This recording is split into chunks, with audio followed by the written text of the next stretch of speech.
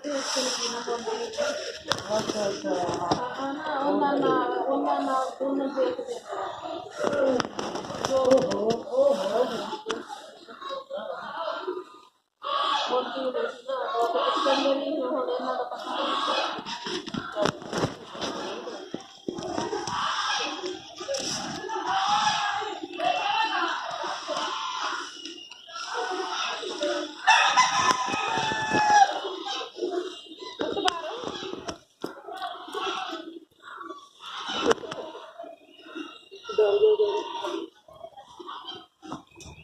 अभी तो लड़की ये तो काम कर रहे हैं अभी तक किसी से नहीं आते